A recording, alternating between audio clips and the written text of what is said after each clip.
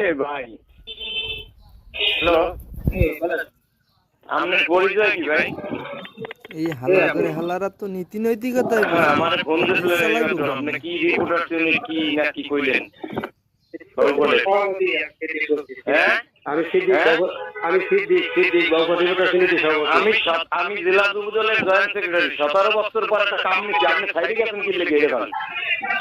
17 বছর 17 বছর পর কাম নিচ্ছে, সাইডে কি লেগে আপনি গেছেন? একটা হয়ে না সাইডে হয়ে যায়, আপনি সাইডে গেছেন কেন? সাইডে যাওয়া কি নিষেধ নাকি? কিসের জন্য আপনি কিসের জন্য গেছেন এটা করেন? না না স্যার, সাইডে যাওয়া নিষেধ। আমি অনিয়ম করি।